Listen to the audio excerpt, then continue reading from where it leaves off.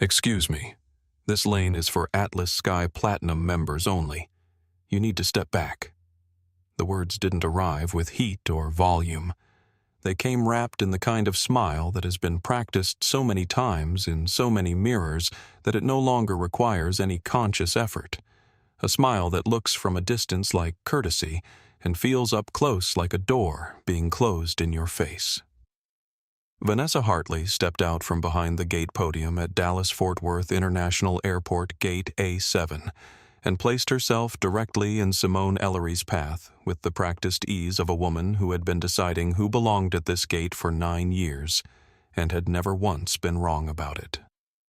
One hand extended slightly, not aggressive, not rude, just firm. A stop sign delivered with a manicured hand and a warm voice. Before we go any further, I need to ask you something, and I mean it as a real question, not a setup. Have you ever walked into a room? You earned a room. You paid for a room that had your name on it and had someone look you directly in the eyes and tell you to step aside. Drop your city in the comments right now. We see you. We read every one of them, and we want to know where you're watching from. And if stories like this one land somewhere real inside you, hit subscribe before the next 60 seconds, because what happens at Gate A7 tonight is going to stay with you. Let's go. It was 6:48 in the evening at Dallas-Fort Worth International, and Terminal A carried the particular energy of a place where hundreds of different people are all convinced simultaneously that their time is the most valuable time in the room. Gate. A7 was boarding Atlas Sky Airlines Flight 217, a nonstop red-eye from Dallas to London Heathrow, and the crimson-carpeted platinum lane was nearly empty.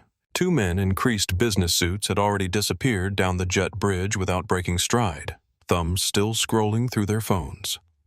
Simone Ellery had approached from the main terminal corridor at the measured, unhurried pace of a woman who has long since stopped needing to rush to prove she belongs anywhere. She was rolling a single compact carry-on behind her. No oversized luggage, no assistant carrying anything on her behalf, no entourage.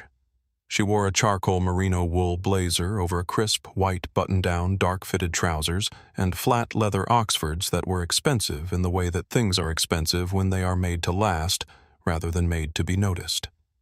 The only jewelry she wore was a slim gold bracelet on her left wrist, her mother's worn every day for 11 years. No logo bag, no visible designer branding, no flashy markers of the kind of wealth that certain people have decided must announce itself loudly in order to be real. She stopped the moment Vanessa stepped into her path. She didn't take a step back. She didn't look startled. She simply stopped, and her eyes, dark level, carrying the particular quality of complete, unhurried attention, settled on Vanessa's face. "I'm platinum tier," Simone said. Her voice was quiet and even, the voice of someone who has nothing to explain and no urgency to explain it. Seat 2A. Vanessa's smile didn't waver. If anything, it sharpened almost imperceptibly at the corners, the micro-adjustment of someone who has made a decision and is now managing the conversation around it. She glanced at Simone's phone screen. The Atlas Sky app opened the boarding pass, visible the golden platinum seal glowing in the upper left corner with the specific quality of attention that dismisses while appearing to consider. "I'll need to see some physical identification to verify your status, ma'am," Vanessa said. Her tone was polished professionally, warm, impeccably managed. "We're running enhanced verification on all platinum accounts for international departures tonight. New security protocol. If you don't have your physical Atlas Sky Platinum card on you, you'll need to step into the general boarding area, and we'll process you once the priority lane is clear." 3 things about that statement were immediately factually incorrect. Simone knew all 3. Atlas Sky had no enhanced international verification protocol. Physical platinum card confirmation had never been required for digital boarding passes. And "once the priority lane is clear" was a phrase specifically engineered to mean, "after everyone I have already decided matters more than you." Simone did not say any of this out loud. She reached into the interior pocket of her blazer and produced two things simultaneously: her Atlas Sky Platinum card, matte black metal silver embossed lettering her name on the front, and her passport. She set both on the podium scanner tray without comment. Vanessa picked up the card. She turned it over. She set it down. She moved her fingers to the keyboard with the busy, productive energy of someone actively working a system, though the cursor on her screen had not moved. Then, without looking up, "I'm going to need to run this through secondary verification. It shouldn't take more than 15 minutes. There's a waiting area just to your left, and I'll call you when it's cleared.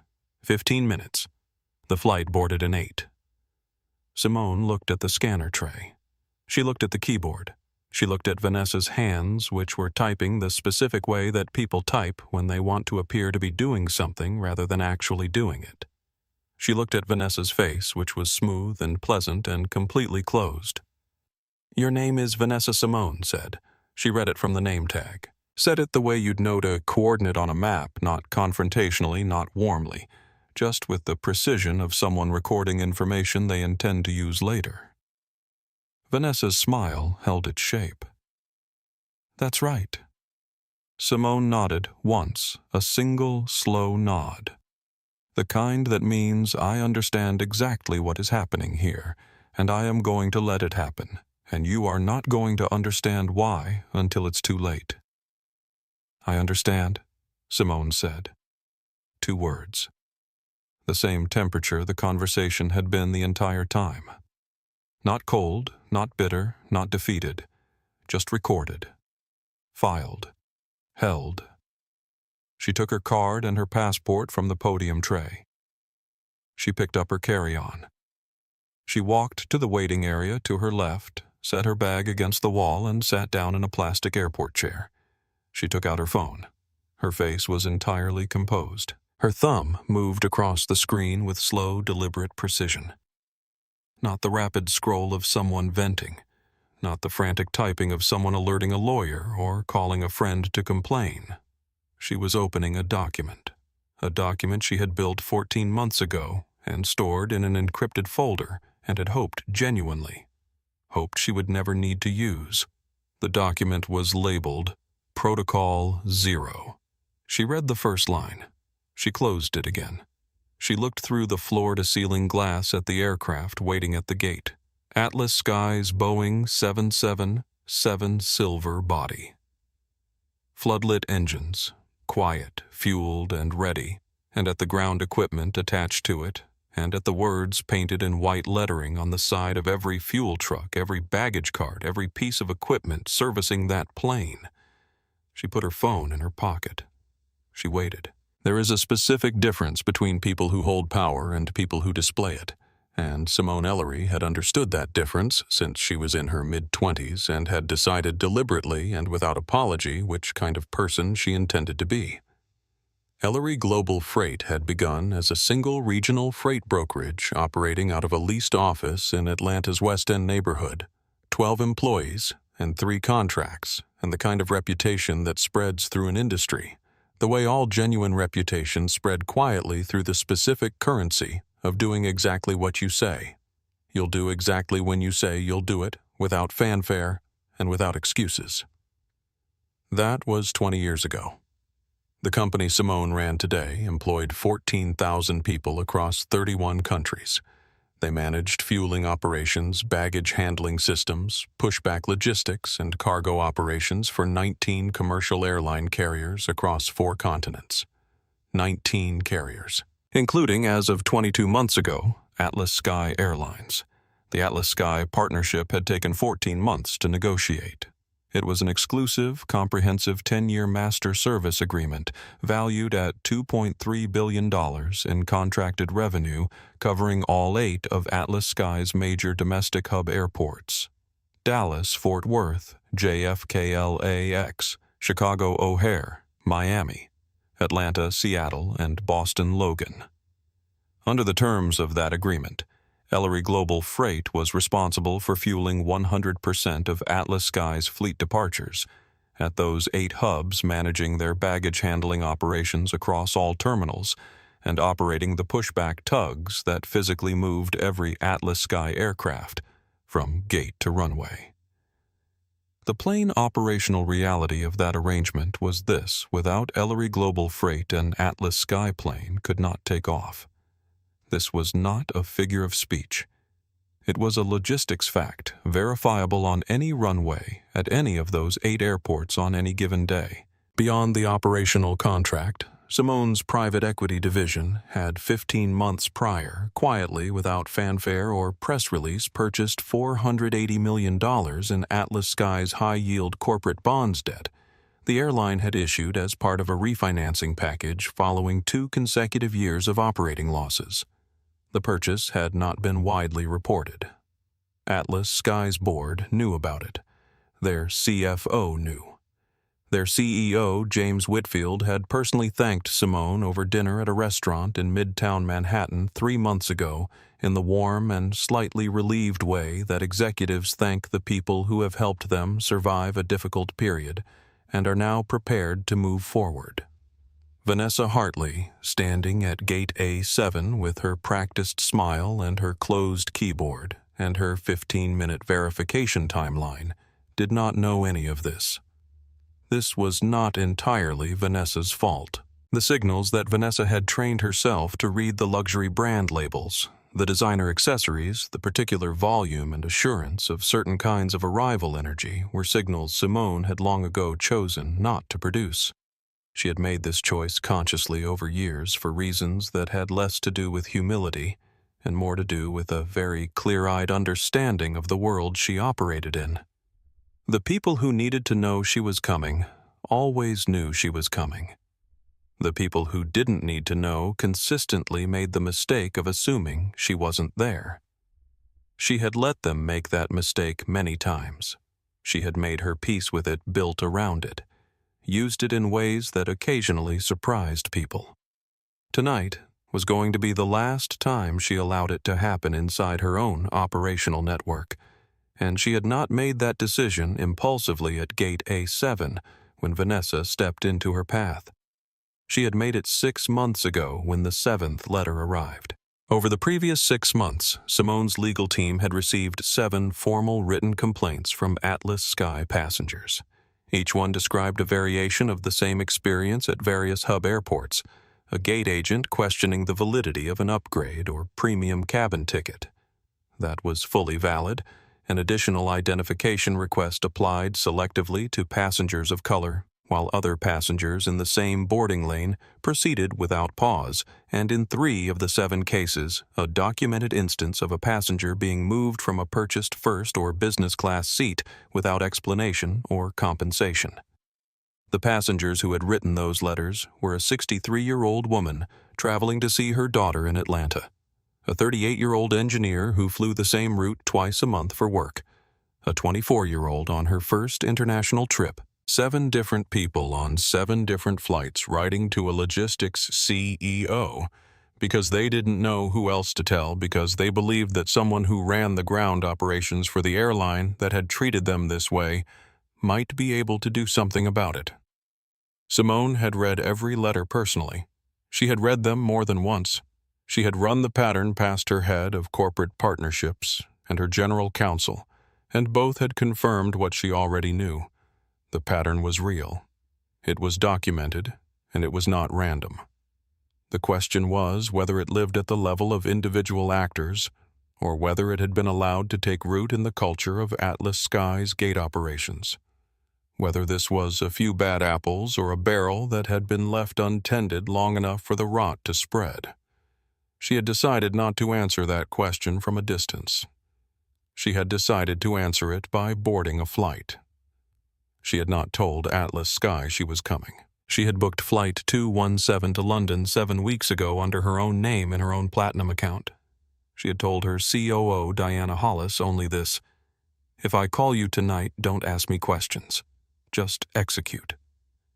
Now she was sitting in a plastic chair in the gate, a 7 waiting area, watching Vanessa wave a man in a tailored navy suit through the Platinum lane without a second glance.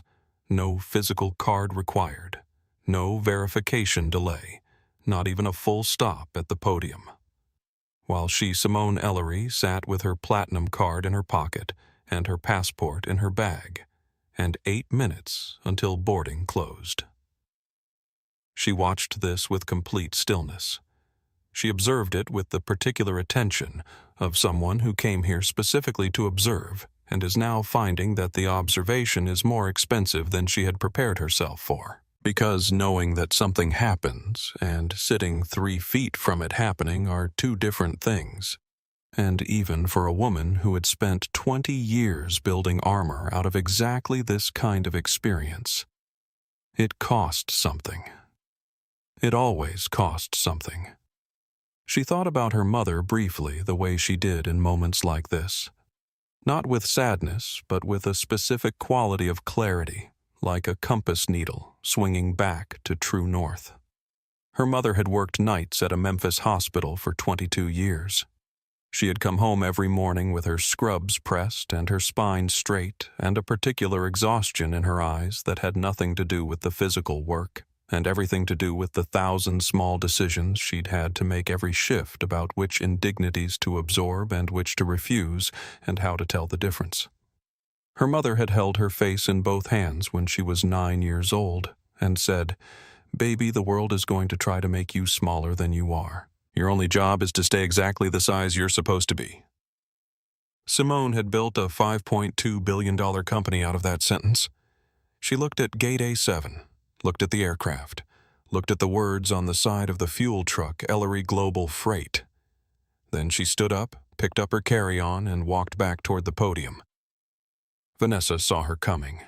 The recognition was a small, controlled thing, a brief flicker across her expression, a micro-recalibration of posture smoothed back almost immediately into the professional pleasantness that was her default surface. She was a woman who had managed thousands of passenger interactions across 9 years at this gate, and she had developed a particular confidence in her ability to read a situation and steer it toward her preferred outcome. The woman walking toward her now had been assigned, assessed, and filed. What Vanessa was expecting was one of two things, compliance or complaint, and she was prepared to handle both. "My verification should be complete by now," Simone said when she reached the podium. She set her phone and passport on the scanner tray without being asked. Her voice was the same as it had been 10 minutes ago, even unhurried, giving nothing away.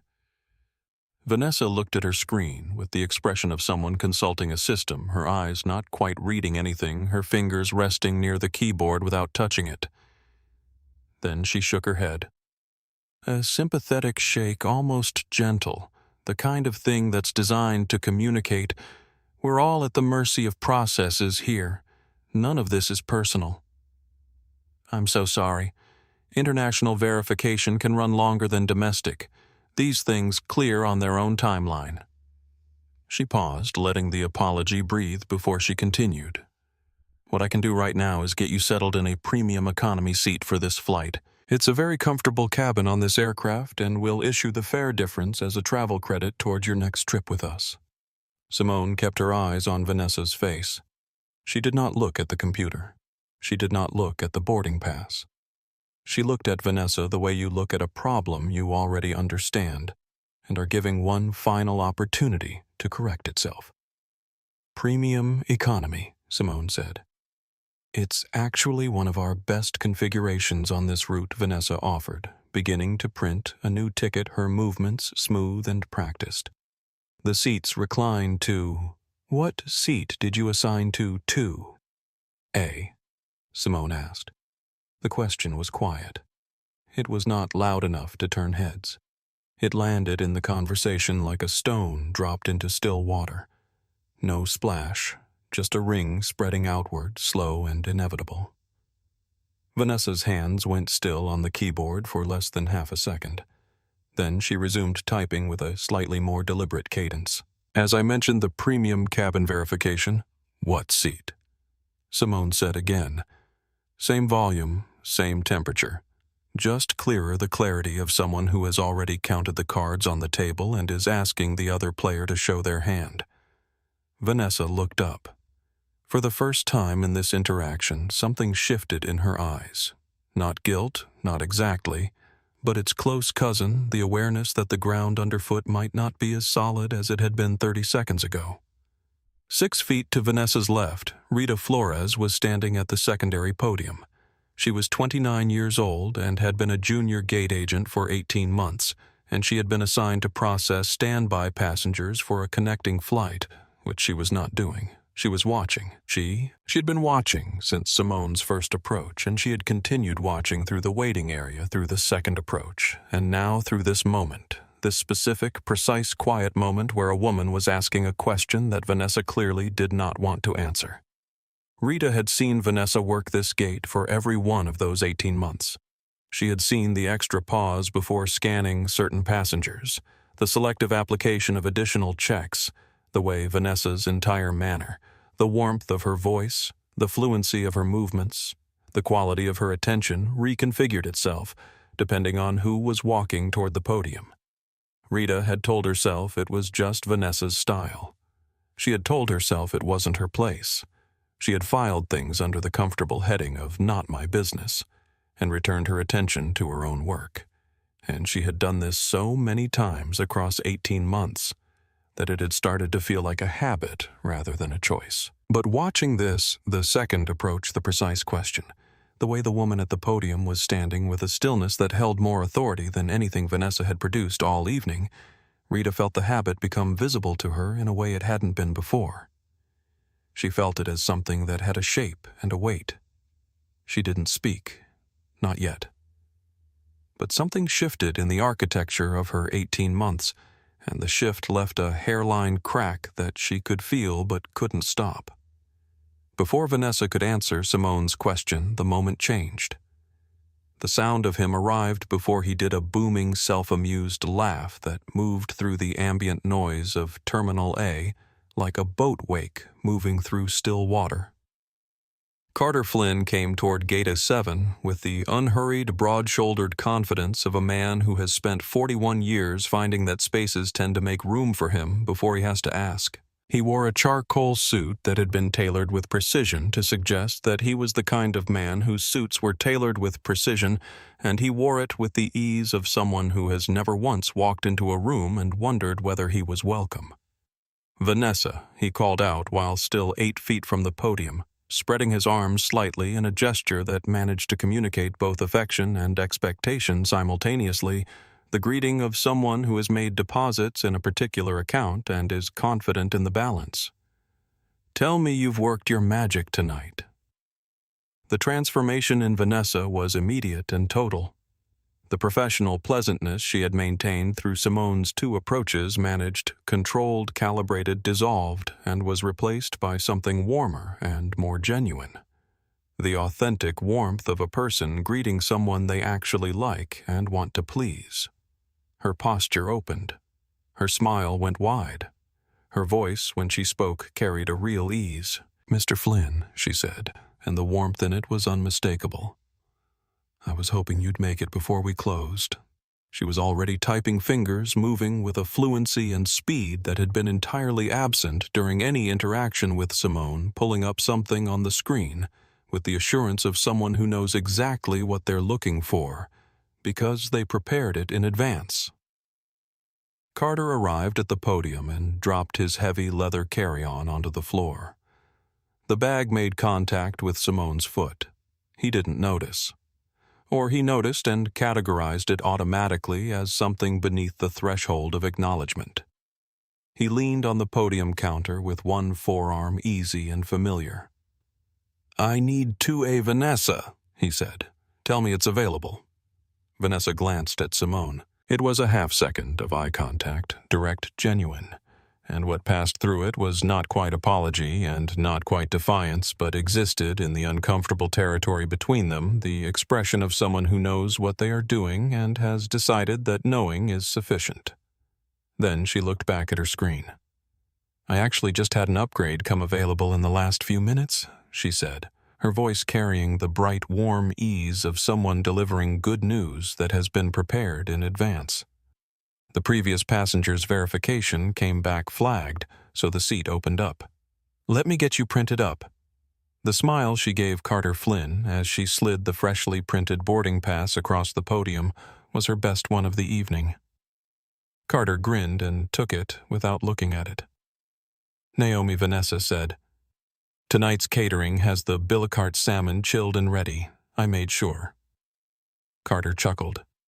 "That is exactly what I needed to hear." He turned, finally registering Simone's presence in the way someone registers a piece of furniture they've almost walked into a quick cursory assessment top to bottom, concluding with mild dismissal. He picked up his carry-on. "Sorry about the bag," he said in the reflexive tone of someone performing an apology rather than making one. He turned back to Vanessa.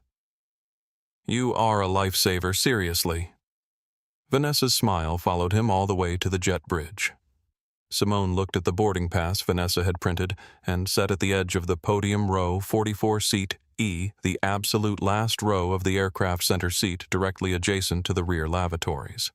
She looked at it for a moment with the expression of someone reading a weather forecast for conditions they already knew were coming. She picked it up. She looked at Vanessa one final time. Vanessa met her eyes briefly, and for a fraction of a second, the practiced warmth was simply gone. In its place was the flat, exposed face of someone who knows they have been seen and has decided that being seen is not the same as being stopped.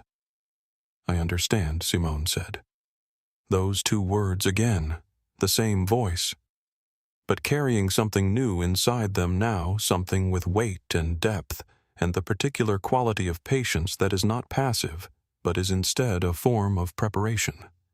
The patience of someone who knows exactly what they are about to do and is simply waiting for the right moment to do it. She picked up her carry-on. She turned. She walked on to the jet bridge.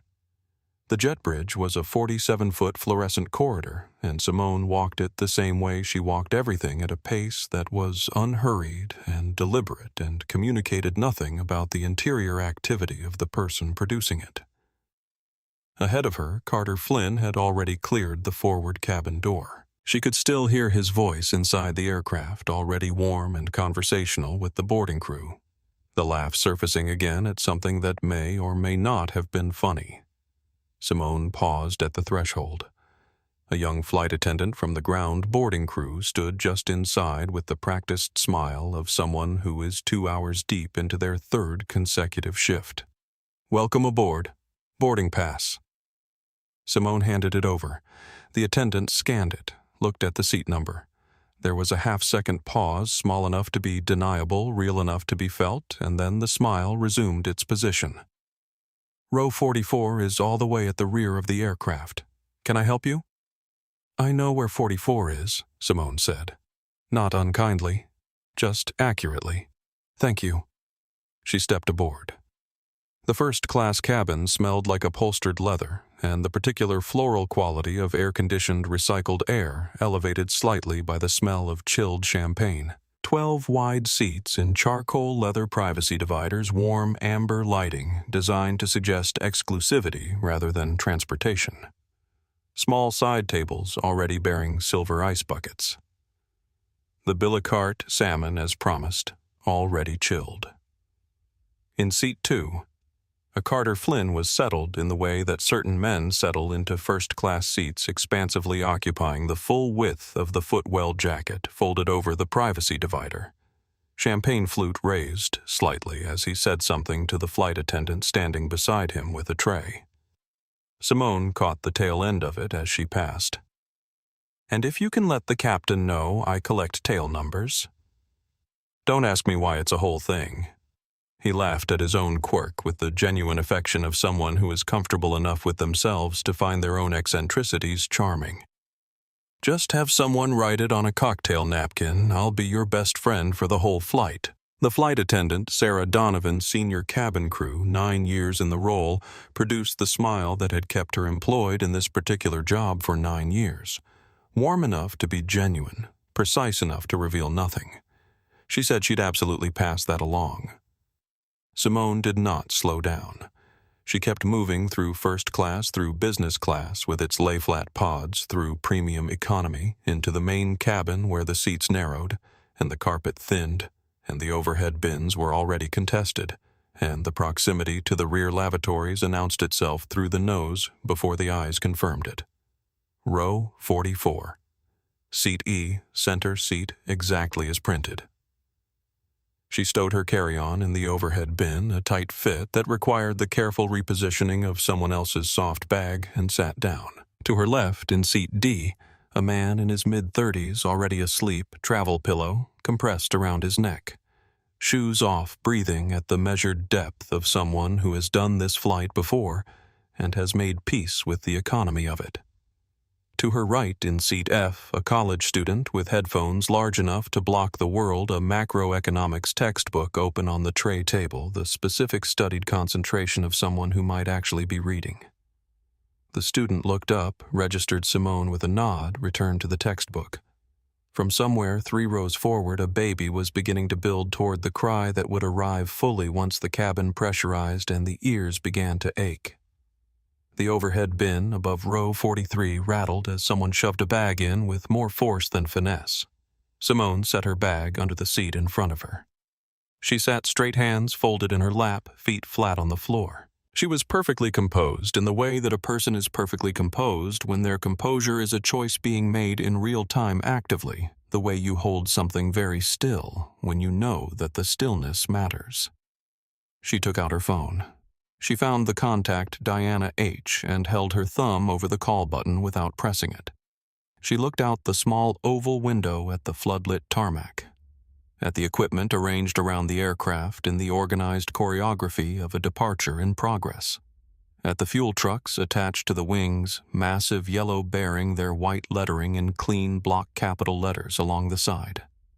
Ellery Global Freight, her company, her people, her equipment pumping her contracted fuel into the tanks of a Boeing 777 that was about to carry her to London in the seat next to the lavatory door. She looked at those words for a long moment. Then she looked at her phone. Then she closed her eyes, not from exhaustion, not from defeat, but in the way that someone closes their eyes when they need a moment that belongs entirely to themselves before the thing they've decided to do becomes something that cannot be taken back. She opened her eyes. She opened Protocol 0. She read the first line. She pressed call. Behind her, at gate A7, the boarding process had sealed itself shut. The jet bridge door was closed. The departure log was being finalized. Vanessa Hartley moved through the procedural wrap of a completed boarding with the efficient, self-possessed energy of someone who has managed a shift well, and knows it the particular satisfaction of a woman who has navigated her domain exactly as she intended. Rita Flores was at the secondary podium. She had not moved much in the last several minutes. She was looking at her screen, but she was not seeing it. She was running it back. The first approach, the woman at the podium, the physical card produced the passport, offered the instruction to wait. The second approach, the precise question, the steady eyes, the 2-word answer. And then Carter Flynn, arriving like a conclusion that had been written before the conversation started, and the boarding pass changing hands, and the seat number 2, A, moving from one person's ticket to another's in a transaction conducted with warmth and ease and a champagne recommendation as its currency. Rita had been watching Vanessa work this gate for 18 months. She had watched it and named it as Style Vanessa's particular brand of preference and gatekeeping, nothing more specific than that. She had watched it and chosen each time the interpretation that required the least from her. She had been 29 years old and new to this job, and the alternative saying something pushing back being the junior agent who challenges the senior agent who has been here for 9 years had costs that she could measure clearly and benefits that were harder to articulate. But the woman at the podium tonight had not been the kind of person you could keep misinterpreting once you had watched her closely enough. She had stood at that podium with a quality of stillness that had nothing helpless in it. She had asked a precise question with the manner of someone who already knew the answer and was giving the other party one chance to tell the truth voluntarily. She had said, "I understand," in a voice that meant she had understood everything completely from the beginning and had made a decision about what to do with that understanding. Rita looked at Vanessa, who had begun to hum quietly to herself while she finished the departure log. The humming was light and unconscious, the sound of someone settling into the comfortable aftermath of something they consider finished. "Did she have a valid platinum ticket?" Rita said. The words came out before she had entirely decided to produce them. Smaller than she intended, a voice learning to work a muscle it hadn't used before. She cleared her throat. The passenger. Did she have valid documentation for 2? A Vanessa did not look up. There was a verification issue. "I can pull the departure record," Rita said. "I can check whether Vanessa looked up then." Her expression was not anger, it was something more managed than anger, the look of someone who has had conversations like this before and knows precisely how to terminate them. "Leave the departure record," she said. Her voice was smooth and final. "We have 2 connecting departures before 9 o'clock. Get back to your standby list." Rita looked at her screen. She looked at the jet bridge. She looked at her screen again. Her standby list had 3 names on it and no urgent connections. She had time. But she also understood the specific arithmetic of institutional hierarchy. Speaking costs something immediate and concrete, and staying silent costs something slower and harder to name. And when both costs are on the table at the same time, 18 months of paid employment tends to tip the scale toward the one that preserves the paycheck. She looked back at her screen. She did not speak again. Vanessa returned to her log. The humming resumed. But 40 seconds later, Rita's eyes moved to the floor-to-ceiling window that looked out over the tarmac. From this angle, she could see the aircraft, clearly the fuel trucks, the ground crew, the equipment arranged in the organized progression of a departure in its final stages. She watched one of the ground crew workers move between positions. She looked at the side of the nearest cart visible under the floodlights. She read the words on it. Ellery Global Freight. She had seen those words 1,000 times. They were part of the furniture of her working days, as invisible as the carpet or the departure board, present familiar unread. She looked at them now with a slightly different quality of attention. The way you sometimes look at a word you've seen 1,000 times, and suddenly notice that it has letters in it you hadn't been reading. She kept looking at them. Something in the back of her mind moved like a single tumbler in a lock, turning not the whole lock, just the first tumbler, just enough to produce a faint preliminary click that she couldn't yet interpret but couldn't stop hearing either. She held that sound quietly inside herself, and looked at the aircraft and thought about the woman who had said, "I understand," with a voice that meant she had understood everything from the very beginning. The cabin door sealed with the pressurized click that is unique to commercial aircraft. A sound with a specific meaning, a sound that marks the exact boundary between the world of reversible decisions and the world of commitment. On one side of that sound, you can still change your mind. On the other side of it, you are in it. Simone heard the click and felt nothing alter in her body, because her decision had been made before she boarded, and the sealing of the door simply confirmed what was already true. She watched the cabin crew move through their pre-departure procedures, the efficiency of people performing actions they've performed so many times that the movements have become entirely automatic. The careful theater of safety demonstration that everyone watches and no one watches simultaneously. Sarah Donovan moved through the main cabin with the efficient professional grace of someone who knows this aircraft, the way a musician knows a well-practiced instrument, checking seat backs and tray tables, and overhead bins with the eye of a person who is also simultaneously reading the room, the temperature of it, the mood of it, the presence within it of anything that requires specific attention. When Sarah reached row 44, she paused, looked at Simone. The question she asked, "Are you comfortable?" was standard routine, the kind of question that belongs to the script of every departure. But the way she asked it was slightly different. Lower a fraction more personal. The slight drop in register that a person produces when they are not performing a question but actually asking one. "Thank you." "Yes," Simone said. Sarah held the look for a beat, one beat just enough to communicate something without naming it, and then continued forward. The pilot's voice came over the intercom with the measured, practiced confidence of someone managing the theater of aviation authority. "Good evening from the flight deck. This is Captain Hargrove. We're expecting a smooth crossing tonight. Winds favorable at cruise altitude flight time of approximately 9 hours and 15 minutes to London Heathrow. We'll be pushing back momentarily once our ground team completes the final fuel sequence. Sit back and relax. We'll get you there on time tonight." Simone looked out the window. On the tarmac below, the Ellery Global Freight ground crew was in the closing stages of the fuel sequence pump indicators, visible on the wing access panels. Workers in yellow vests moving with the calibrated efficiency of people who have done this particular job enough times to have built it into their bodies.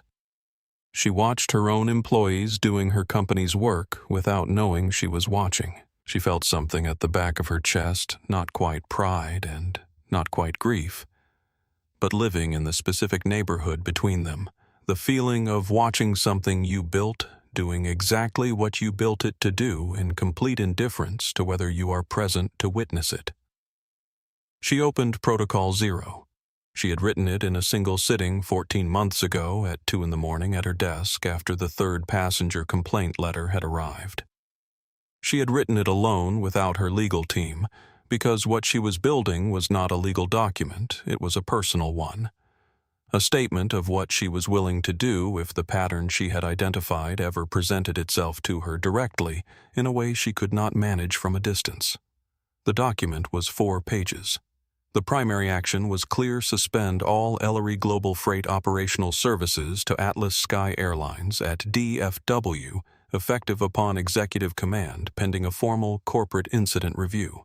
3 sequential steps followed. Diana Hollis executes the suspension. Simone contacts James Whitfield directly. She waits.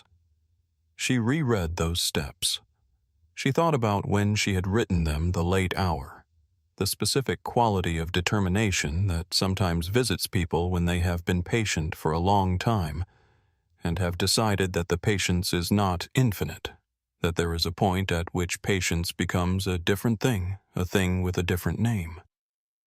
She thought about the 7 letters. She thought about the 63-year-old woman traveling to see her daughter who had described the experience at the gate with a care and a dignity that had moved Simone in a way she hadn't expected. She thought about Seat 2, 60 feet forward, where Carter Flynn was very likely already on his second glass. She thought about the student in Seat F, who had looked up from the macroeconomics textbook again and was now watching out the window with the vaguely alert expression of someone who has noticed that the departure is running later than expected.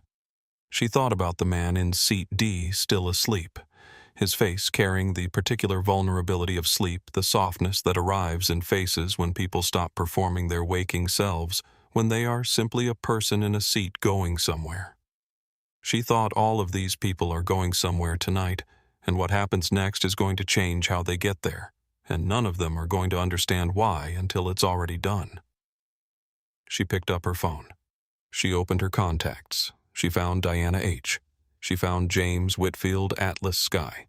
She composed a text to Whitfield, first deliberate, clear, in plain language, because what she was about to do required a record, and the record needed to be specific. She told him where she was sitting. She told him what had happened. She told him what she was about to do and what would be required for her to reverse it. She read it back once. She sent it. Then she called Diana. Diana picked up on the first ring. Diana Simone said, "Protocol 0, DFW, Flight 217, to London Gate, A7, Gate Agent Vanessa Hartley. I'm in Seat 44E. Pull all assets, fuel trucks first, then baggage, then the pushback tug. Visible sequence. Within 4 minutes. A 2-second pause. The pause of someone who has been told a thing might happen and is now processing that it is happening." "Confirmed," Diana said. "Protocol 0, DFW, all Atlas Sky assets. 4 minutes." "Thank you," Simone said. She ended the call. She put her phone face down on the tray table. She looked out the small oval window at the floodlit tarmac, at the fuel trucks attached to the wings, at the ground crew moving in their yellow vests with the ordinary, purposeful rhythm of people who do not yet know that in 4 minutes they will be walking away from this aircraft. She folded her hands in her lap. She breathed once slowly. She waited. Before you see what happens on that tarmac, you need to understand something about what Simone Ellery was carrying into this moment. Not the events of this evening, those were real, and they cost something real, but the older inventory.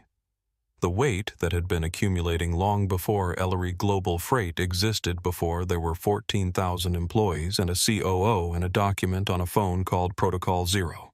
She was 26 years old. She was 3 months into her first real job, a logistics analyst position at Meridian Freight Solutions in Houston, a mid-sized regional operation where she was, at the time, the only black woman working above the administrative level. She was good at the job. She was measurably, demonstrably on paper, good at it. Her numbers were consistently better than 3 colleagues at the same level, and the quality of her work had been noticed by the right people in the right ways. She had been invited for the first time to attend a quarterly client review meeting at the offices of one of the largest petrochemical companies in the Gulf region. The meeting was on the 32nd floor of a tower in downtown Houston, in a boardroom with floor-to-ceiling windows. She had prepared for 2 weeks. She had run the numbers multiple ways. She had memorized the key metrics and prepared for every question she could anticipate, and several she couldn't. She arrived at the lobby at 8:52 in the morning, 8 minutes early, told the receptionist she was there for the Meridian meeting on 32. The receptionist, a young woman, pleasant face, practiced smile, looked at her computer, then at Simone, then at the computer again. "I'm not seeing your name on the visitor log. Are you sure it's today?" Simone gave her full name. Spelled it. Confirmed the meeting time. Confirmed the floor. The receptionist picked up the phone, called someone on 32, said in a tone calibrated to be professionally neutral while also communicating a real assessment, "There's a woman in the lobby who says she's with the Meridian Group." She listened. Her expression shifted slightly. "Okay." She set the phone down and looked at Simone. "I'm going to need to call up to HR to verify your credentials before I can issue a badge. Not security. Human resources." She wasn't being treated as a potential security risk, someone who might cause harm. She was being treated as someone whose right to be there required verification by a different department entirely. The question being implicitly asked was not, "Are you dangerous?" The question was, "Are you supposed to be here?" Simone stood in that lobby for 14 minutes while the HR process ran. Her colleagues from Meridian, 3 men, all of them white, had passed through the lobby and the badge station and the elevator without a second question from anyone. By the time the verification cleared and she reached the 32nd floor, the meeting had been running for 11 minutes. She walked in. She sat down. She performed for the remaining 40 minutes with the precision and confidence that she had spent 2 weeks preparing, and the client signed the contract that afternoon, and her manager, a decent man who genuinely hadn't registered what had happened in the lobby, told her she'd done a great job. She said thank you. She did not explain what the lobby had cost her. She did not describe what it actually took to walk into that boardroom 11 minutes late, having spent 14 minutes being questioned about whether she belonged in it, and then perform with the kind of confidence that looks effortless. She did not say effortless is a word that conceals a significant amount of labor that certain people have never been required to perform, and other people perform every single day as a baseline condition of their working lives. She went back to her hotel that night, sat on the edge of the bed, and thought with the clarity that sometimes only arrives after a day has worn you all the way down to what's essential. I am not doing this indefinitely. I am going to build something where nobody stands in my lobby asking whether I'm supposed to be there. It had taken her 12 years. She was in seat 44E of a Boeing 777 that her company fueled 60 feet from a seat she had purchased and paid for and earned and been removed from, and a man who had obtained that seat with a dinner promise and a wink was currently drinking champagne in it. She thought about the lobby on the 32nd floor. She thought about the 14 minutes of waiting. She thought, I have been patient for a very long time. I have been patient in lobbies and boardrooms and gate areas and boardrooms, and I have been patient because patience was the right tool and I used it well and it built something extraordinary. She thought, but tonight is not a patience night. She looked at her phone. Diana's reply was one word, ready. 5 years after Houston Ellery Global Freight was 2 years old and running on 12 employees and 3 freight contracts, and a reputation that was beginning to move through the regional aviation supply chain in the specific way that real reputations move person to person slowly through the currency of reliability. She had built it with her own hands and her own money and a level of operational precision that left no room for anything less than exactly what she had promised.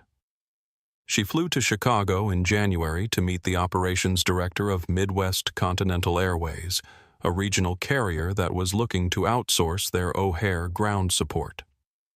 This contract, if she won, it would be the largest in Ellery Global's history by a factor of 4. She had spent 6 weeks preparing. She knew the O'Hare ground operation better than the current people running it. She had the staffing model, the technology integration plan, the transition timeline, the risk analysis. She had prepared for every question and several answers she hadn't been asked yet. She arrived at Midwest Continental's regional headquarters at 1:52 in the afternoon, 8 minutes early for a 2 o'clock meeting with Paul Mercer, Director of Operations. She checked in at the front desk. She was in the system. She took a seat and waited. 15 minutes passed. 20. She approached the desk and mentioned politely that the meeting had been at 2. The woman at the desk called upstairs. Came back. Mr. Mercer is still in a previous meeting. It's running long. Can I get you some water? She said yes to the water. She sat back down. At 2:45, a junior associate came down. Not Mercer. The associate was apologetic and flustered and explained that Paul had been pulled into an emergency call and would need to reschedule. He handed her a business card. Someone from the office would follow up. She rode the elevator down with the associate in silence, walked to the exit. 2. Pushed through the glass door into the January wind off Lake Michigan. She stood on the sidewalk. She did not call anyone. She did not send an email. She did not perform any of the emotions that the afternoon had produced in her, which were significant and would have been entirely justified because she had learned by 31 the difference between feelings that are real and responses that are strategic, and she was interested in the strategic. She stood in the wind for 90 seconds. Then she turned around, walked back into the building, went to the front desk and asked, "Is there any chance Paul could take 15 minutes today? Not the full meeting, just an introduction. I drove up from Atlanta this morning." The woman called upstairs. A pause. Then 5th floor. "He'll see you for 15 minutes. Paul Mercer was a man who shook her hand with genuine grip and apologized with a quality of apology that acknowledged the actual cost, the flight, the morning, the waiting room. She presented the core of her proposal in 11 minutes. She answered his questions without filler or deflection. She left at 3:15 with his real interest and a follow-up meeting for the following month. Midwest Continental signed with Ellery Global Freight 6 weeks later. That contract was the one that put them on the map. It was followed within 18 months by 2 more O'Hare contracts, and then by the DFW expansion, and then eventually by the Atlas Sky Partnership, the largest in the company's history, the one that had brought her to Gate A7 tonight. She had gotten that room by going back in, by not spending her energy on performing the indignity, by using her intelligence as the primary weapon instead of her outrage. She was remembering this now in seat 44E, her phone in her hand. Diana's word, ready on the screen because the lesson she had learned across those years was not that she should absorb injustice silently. The lesson was that the best weapon is the one nobody sees coming, and the best moment to use it is the moment when it will land with maximum precision and leave no room for confusion about what just happened. Tonight, the weapon was not her voice. It was not a confrontation at a gate podium. It was not a lawyer's letter or a formal complaint filed in triplicate with a regulatory body. Tonight, the weapon was the 3 words painted in white letters on the side of every truck and every cart currently working the aircraft she was sitting in. Ellery Global Freight. She closed her eyes. One breath. She thought about those words. She thought about the 14-minute lobby in Houston. She thought about the January sidewalk in Chicago. She thought about 7 letters from 7 people who had trusted her with something real. Then she opened her eyes. She pressed call. Diana Hollis answered on the first ring. She had been waiting. Diana Simone said. Her voice was the same as it had been all evening, the same register, the same unhurried pace. Nothing elevated, nothing performed. The voice of a person reading coordinates they have already calculated. Simone. Go ahead. Atlas Sky, DFW, Flight 217 to London, Gate A7. I was removed from my purchased platinum seat by a gate agent named Vanessa Hartley. She manually overrode the boarding system. She reassigned my ticket to a personal acquaintance in exchange for a dinner invitation. I am currently in seat 44E in the main cabin. Execute Protocol 0. 2 seconds of silence on Diana's end. The precise pause of someone who has been told to prepare for a specific thing and is now processing the arrival of that thing. Confirming Protocol 0, Diana said. DFW all Atlas Sky assets full suspension. Fuel trucks first. Fuel trucks first, Simone confirmed. Then baggage. Then the pushback tug. I want the sequence visible from the terminal. Do not rush it. Diana's keyboard was already audible in the background, the sharp, efficient sound of someone executing a plan they have gone over in their head until it sits in their hands like muscle memory. One more thing, Diana said. Timing. 4 minutes from when I hang up, Simone said. I need the trucks moving within 4 minutes. 4 minutes. Diana's voice was professional, controlled, and underneath both of those things carrying the particular frequency of someone who has worked for a person for a long time and occasionally gets to watch that person do something they will remember. Understood. Anything else, call me when the first truck pulls back, Simone said. And Diana, thank you. She ended the call. She placed the phone face down on the tray table. She breathed once all the way in and all the way out in the privacy of a single breath that belonged to no one but herself. Then she picked up her phone again, opened her contacts, and found James Whitfield Atlas Sky. She wrote the text carefully because she understood that the words that existed in writing at 7:09 p.m. Central Time on this Thursday would exist for a long time after this evening was finished, and they needed to be precise.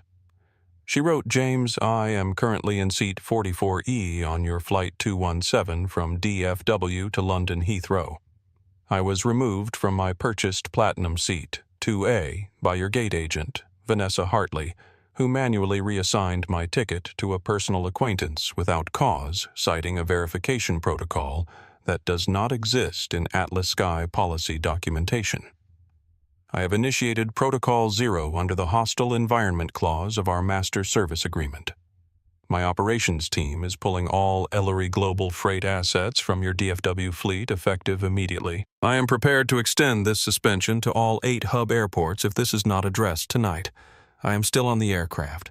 I'll be here when you're ready to talk. S.E. She read it back. She sent it. She put her phone face down on the tray table. She folded her hands in her lap.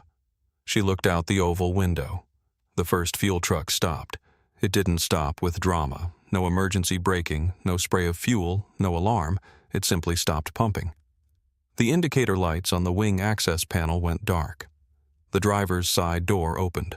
The driver stepped down to the tarmac, pressed his radio to his ear, listened for approximately 4 seconds, and then raised both arms above his head in a slow, unambiguous X, the ground crew signal that means all operations cease. Then the second truck stopped. Then, in the specific silence of machinery going still when machinery should be moving, the ground crew stepped back from the aircraft. The baggage conveyor belt slowed and stopped, leaving a cart of luggage halfway between the cargo hold and the tarmac, suspended, abandoned, not going anywhere. The fuel hoses disconnected from the wing access panels with the practiced precision of people following a procedure. They have rehearsed the couplings closing cleanly, no waste, no drama. Workers in yellow vests pulled back from the plane with the coordinated efficiency of a tide drawing back from a shore. The pushback tug, the massive low-profile vehicle locked to the aircraft's front landing gear, disengaged its tow bar. It reversed 6 feet. Then it stopped. The driver descended from the cab and walked away from the aircraft without looking back. 4 minutes and 9 seconds after Simone had ended her call with Diana, Hollis Atlas Sky Airlines Flight 217 was sitting on the Dallas-Fort Worth tarmac with no fuel crew servicing it, no baggage handlers working its cargo hold, no ground crew of any kind within 20 feet of the aircraft, and a fuel load at 62% of the required departure quantity. It was not going anywhere. In the cockpit, Captain Hargrove had been running his final pre-departure checklist when the radio transmission came through from DFW ground control. He had to ask for it to be repeated.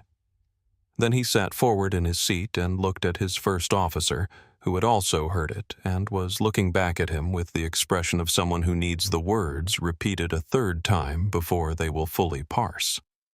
"Corporate stand down," Captain Hargrove said, as if saying it again would make it make sense. His first officer said, That's not a weather call. That's not maintenance."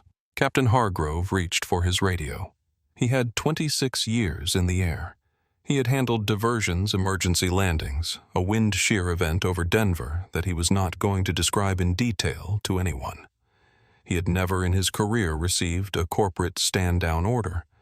He did not know sitting in the flight deck with his pre-departure checklist half finished that the person responsible for this unprecedented situation was 41 rows behind him in the middle seat of row 44 with a book open in her lap. Back in the main cabin, the first ripples of passenger awareness were spreading.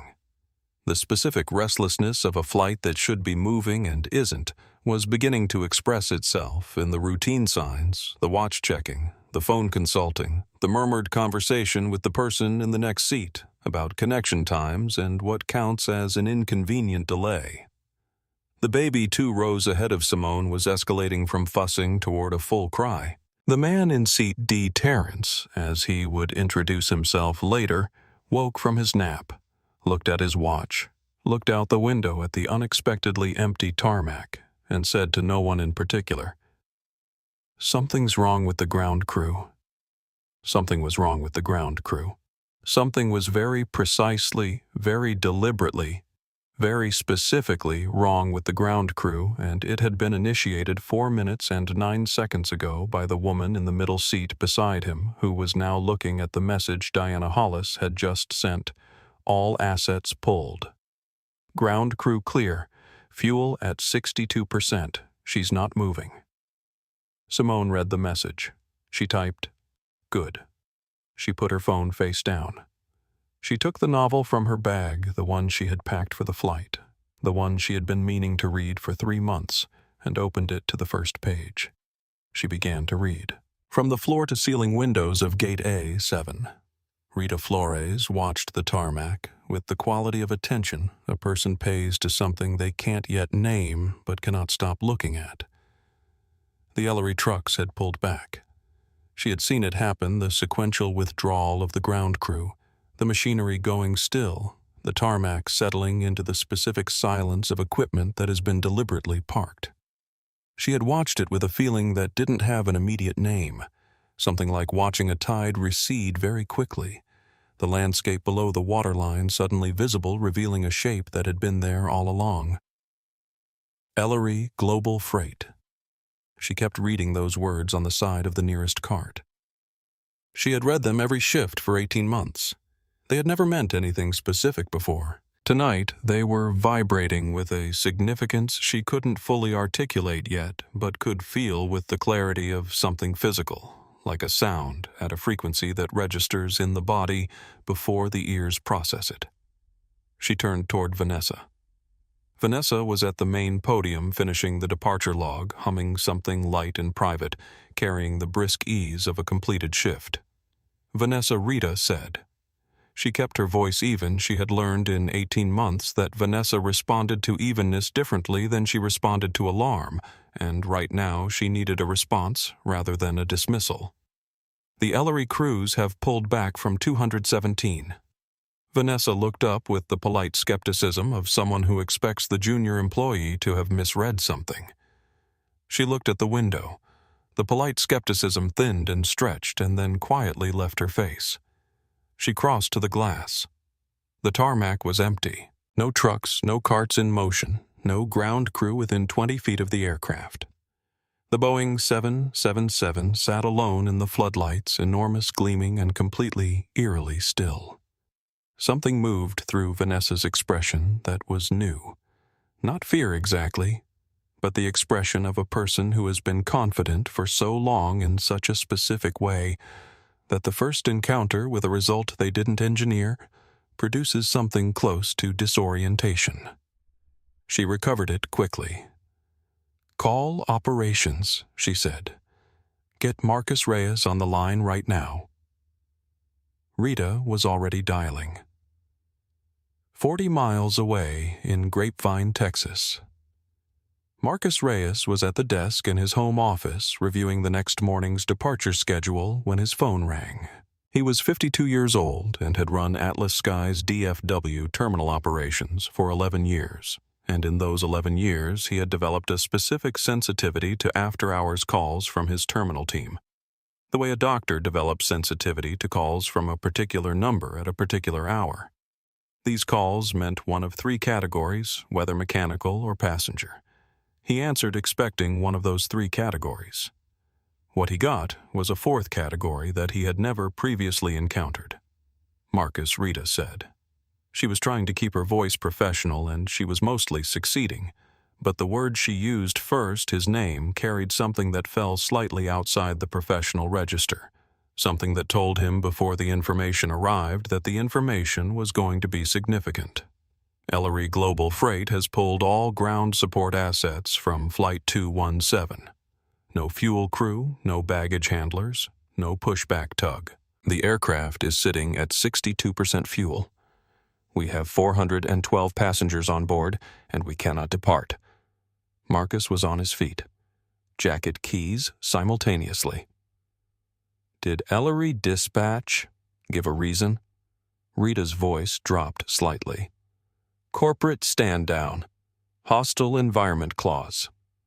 Marcus stopped moving for 2 full seconds. He had read that clause 14 months ago during the final review of the Atlas Sky Partnership Agreement, in the section that covered worst-case scenarios and gross misconduct, the language that allowed Ellery Global to suspend all services immediately without penalty if a documented hostile environment incident involving an Ellery principal occurred within an Atlas Sky operational environment. He had read it and thought in the way that lawyers and executives always think when reviewing worst-case provisions. This is a formality. This will never apply. Who authorized the suspension, Marcus said. Simone Ellery. Rita paused. She's on the plane. Marcus was in his car in under 90 seconds. Inside the aircraft's first-class cabin, Carter Flynn had pressed his flight attendant call button 4 times in the last 12 minutes. Sarah Donovan had answered the first 2 and delivered the prescribed explanation, ground operations delay being resolved, no estimated departure time yet, with the professional precision of someone who has been trained to manage passenger distress without contributing to it. She had not answered the 3rd button press. She answered the 4th because it came in a rapid 5-press sequence that generated an audible chime from the galley. What is actually happening? Carter said. His voice had shed the jovial register he'd carried since the gate and settled into the harder tone underneath the boardroom voice. the voice that expected accountability and was losing patience with the performance of it. "I have a dinner in London tomorrow evening. I need to know if this aircraft is pushing back in the next 20 minutes or if I should be making other arrangements." "We are working with ground operations on the delay," Sarah said. She met his eyes with the 9-year veteran version of professionalism, steady, even entirely without the deference that he was accustomed to receiving. "I will update you as soon as I have more information." "That's not an answer," Carter said. "It's the answer I have right now, sir," Sarah replied. She held his look for exactly 1 beat longer than he expected. Then she turned and walked back toward the galley. Carter looked at the window.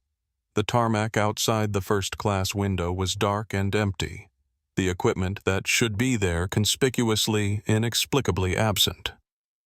The departure board at the front of the cabin read, "Delayed operational hold." His champagne was still cold. Everything else had stopped making sense. Something Carter Flynn thought with the specific quality of a premonition that arrives too late to be useful. Something is wrong in a way that involves me. He did not yet know how comprehensively right he was. James Whitfield was on the back porch of his Scottsdale home, watching the last daylight dissolve behind Camelback Mountain, when his personal cell phone, not his work line, not the company device, the private number known to fewer than 20 people, lit up with a text from a contact he hadn't expected to hear from tonight. He was 61 years old and had been CEO of Atlas Sky Airlines for 7 years. He had navigated the airline through 2 loss years, a painful refinancing period, and a leadership restructuring that had required him to make decisions he still thought about in the small hours. He had come out the other side with the specific survivor's combination of exhaustion and clarity, the knowledge of exactly how close to the edge they had been, and of exactly which relationships and partnerships had kept them from going over.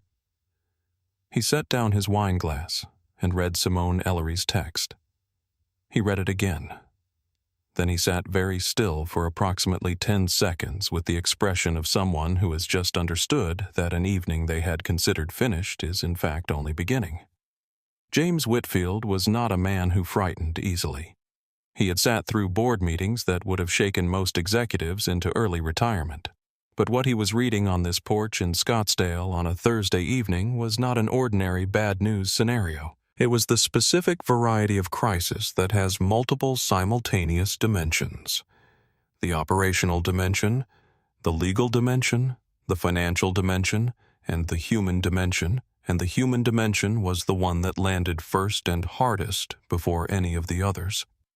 A gate agent at DFW had looked at Simone Ellery, who ran the company that fueled Atlas Sky's planes, who had purchased nearly $500 million of the debt that kept Atlas Sky solvent, who had sat across a dinner table from him in New York 3 months ago, and been one of the most precise and principled people he had met in 20 years of this industry, and had removed her from her purchased first-class seat because she had decided Simone didn't look like someone who belonged in it. He picked up his wine glass and put it back down without drinking from it. He called his COO. He called his head of DFW Terminal Operations. He called his general counsel. 3 calls under 4 minutes total, each one short and specific enough that by the time he was done, 3 people in 3 different locations were already reaching for their own phones with expressions similar to his. Then he called Marcus Reyes directly. Marcus was on the highway doing 73 miles an hour toward DFW Bluetooth active. He answered immediately. Marcus Whitfield said. He didn't begin with anything that wasn't the point. "Tell me exactly what you know." Marcus told him. He was concise, accurate, and didn't add interpretation, just the facts in order from the beginning. The boarding record, the manual override, the seat assignment that had moved from a platinum passenger to a gold passenger via a gate agent's keyboard, and a personal dinner arrangement. Simone Ellery in seat 44, E412 passengers, a fuel load at 62%, no ground crew. Whitfield listened without interrupting. When Marcus finished, there was a pause. "Then get to her. You have my full authority to agree to whatever she asks within legal and ethical bounds. If she wants a public statement from me, she'll have it tonight. If she wants an independent audit of our gate operations, it's commissioned. If she needs the employment of the gate agent reviewed, you know what the keystroke logs are going to show." He paused. "Marcus, she has been sitting in a middle seat next to the rear lavatories for the last 45 minutes because a gate agent decided she didn't look like first class. Do not come back to me with anything less than a complete resolution." "Yes, sir," Marcus said. "One more thing," Whitfield said, and his voice dropped into a register that was quieter and more personal than the executive register he'd been using. "When you speak with her, make sure she knows I'm not just managing this situation. I understand what happened." He paused again with the particular quality of a man choosing words carefully because the words are going to have to carry something real. "Tell her I said that." Marcus took the DFW exit ramp. Marcus Reyes had not physically run legs at full capacity since a charity 5K 4 years ago that had taken him 41 minutes and produced a knee ache that still visited him on cold mornings. He was 52 years old in a suit jacket not designed for sprinting, and none of this was currently relevant because what he needed to do was reach Gate A7 as quickly as possible, and the Terminal A concourse was 500 feet from the operations entrance, and walking was not going to accomplish what he needed to accomplish. He cleared the secure staff entrance with his badge, moved through the corridor that bypassed the main security checkpoint, and entered the concourse at a pace that could be called aggressive walking by someone being generous and a controlled sprint by someone being accurate. The terminal at this hour was still populated late departure stragglers, early arrivals, airport staff moving between assignments. Several of them tracked him as he passed, with the specific interest that people pay to someone moving that quickly in a suit jacket with an expression that communicates urgency without chaos. He reached Gate A7 in just under 4 minutes. Vanessa Hartley was at the main podium. Her posture when she registered his approach compressed rather than collapsed the posture of a person reorganizing themselves around incoming information while maintaining the external structure of someone who is not alarmed. She was too experienced for immediate panic, but she was also too experienced to misread the body language of a senior vice president arriving at her gate at this velocity. "Marcus," she said. His name carried a note of professional inquiry, calm-oriented, not quite defensive yet. Marcus came directly behind the podium without asking. He moved her aside with the controlled urgency of someone who does not have time to be polite about it, but is not being cruel either. He pulled up the boarding record for Flight 217. His fingers were fast and deliberate, and he found the entry in 8 seconds. He read it. Then he read it again. Timestamp 1847. Manual override. Agent V. Hartley. Seat reassignment, Ellery Simone Platinum, 2A, to Flynn Carter. Gold, 2A. Reason code. Equipment, protocol verification pending. He looked at Vanessa. "There was no equipment protocol running tonight," he said. "There was a verification." "There was no verification protocol in effect for this route tonight," Marcus said. His voice had the specific quietness of authority that doesn't require volume to operate. "You entered a reason code that corresponds to no active Atlas sky procedure on tonight's departure manifest." He looked at the screen, then at her. "You manually removed a platinum passenger from a purchased first-class seat and issued it to a gold member." He paused. "I need you to tell me why." Vanessa was quiet for 3 seconds. It was a quiet that did not look like someone searching for the truth. It looked like someone constructing an answer. There were concerns about the validity of... Her documentation was metal embossed and system verified, Marcus said. Her digital boarding pass was confirmed. Her passport was produced. He looked at her directly, steadily, with the expression of a man who has spent 11 years running operations and knows the difference between a system error and a human decision. "What concerns?" Vanessa said nothing. Rita Flores had been at the secondary podium for the entire exchange. She had not been looking at her screen. She had been watching Marcus read the boarding record and watching Vanessa not answer and watching the seconds pass in the specific silence that follows a question that one person in the room doesn't want to answer, and everyone else already knows the answer to. She had been in this job for 18 months. She had kept a lot of things in those 18 months under the category of not my place. She was looking at that category now, at its shape and its weight, and the specific cost of continuing to carry it, and she was making a decision. Marcus looked at her, not prompting, not demanding, just looking with the directness of someone who has noticed a person standing very still next to information they might have. "Rita," he said. His voice dropped slightly the way someone's voice drops when they are asking rather than instructing. "Walk me through tonight, from the beginning. Everything you saw." Vanessa's eyes moved to Rita. The look was not threatening. Vanessa was too composed and too aware of the current audience for anything overt. But it was specific a look that said, "Be careful," with a precision that didn't require the words. Rita looked at Vanessa. She looked at Marcus. She looked at the window where the aircraft sat dark and still on the tarmac, its ground equipment absent 412 people waiting inside it. She thought about 18 months of choosing the easier version of every close call. She thought about the woman at the podium who had stood so still and asked such a precise question. She thought about, "I understand," said in a voice that meant the opposite of defeat. She said, the passenger had valid platinum documentation. Physical card, digital boarding pass passport. Standard verification was not run. Ms. Hartley asked the passenger to wait in the seating area, then assigned the seat to Mr. Flynn when he arrived at the gate. Mr. Flynn did not present a physical platinum card. He was not asked for one.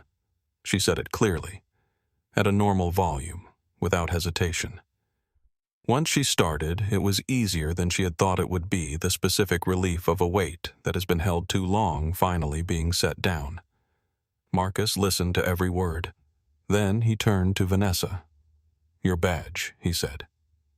Vanessa unclipped it. Her hands were very steady. She set it on the podium counter with the care of someone performing a gesture they understand is permanent.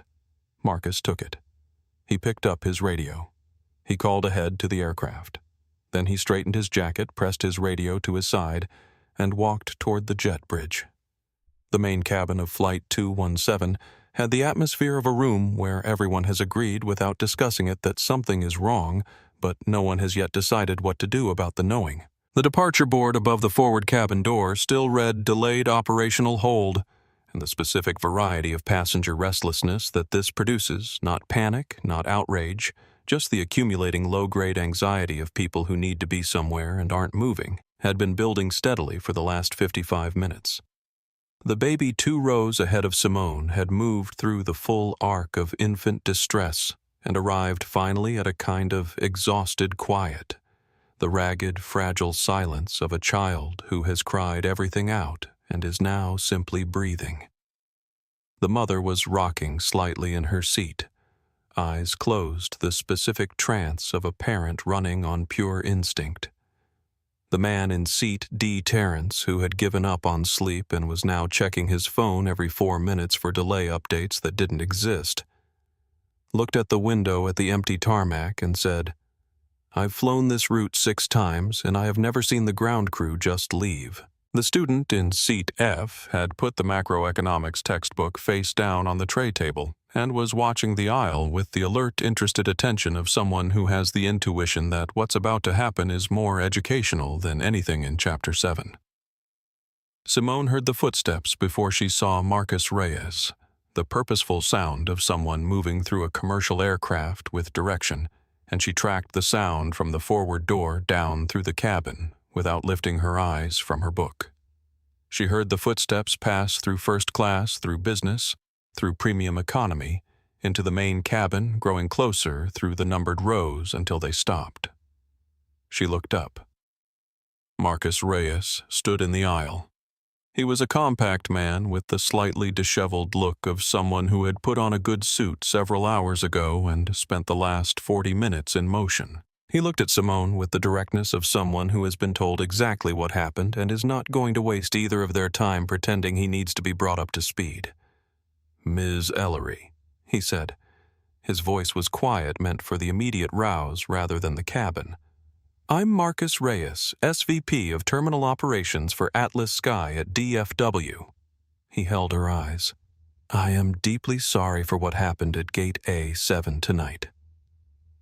"Sit down, Mr. Reyes," Simone said. She gestured to the aisle seat across the narrow center section Terrence had moved to use the lavatory 3 minutes ago and hadn't returned yet. Marcus sat. He sat with the posture of someone who is genuinely in a conversation, rather than managing one slightly forward, not defensive, not performing. He looked at her directly. "Tell me what you know," Simone said. He told her. He was concise and complete: the boarding record, the timestamp, the manual override, the reason code that matched no active procedure. He told her about Rita, what Rita had said, and how clearly she had said it. He told her that Vanessa Hartley's badge had been collected and that the formal termination process would begin in the morning, but the operational decision was already made. He told her that James Whitfield had called him directly and had used the words "full resolution." He did not editorialize. He did not apologize more than once. He delivered the information the way Simone delivered information, in the most efficient shape that truth could take. Simone listened. She did not interrupt. When he finished, she was quiet for a moment. Outside the oval window, the tarmac remained dark and still. "I want to ask you something," she said. She held his gaze steadily. "And I want you to answer me as a person who has run this terminal for 11 years, not as a corporate officer managing a situation. Was tonight unusual?" Marcus looked at her. He took his time. "I've had concerns about Gate A7, he said. "Not tonight specifically. The pattern of concerns." Simone nodded slowly. "Over the last 6 months, I've received 7 formal written complaints from Atlas Sky passengers, all describing variations of what happened to me tonight at various hub airports. My legal team confirmed the pattern was real and documented. I didn't bring it to Atlas Sky Corporate because I wanted to see whether it would present itself to me directly before I escalated." He paused. "Tonight it did." Marcus absorbed this. He looked at the tray table between them. "So, tonight was not accidental for you," he said. "This was deliberate. Tonight was an observation that went further than I expected," Simone said. Her voice was even, but something behind it had shifted slightly, not warmth exactly, but the particular quality of someone allowing a fraction more of themselves into the room. She looked out the window. "Since it did go this far, these are my terms for resuming Ellery operations at DFW." She didn't look at her phone. She had memorized them. 1. An independent third-party audit of Atlas Sky's gate operations at all 8 hub airports.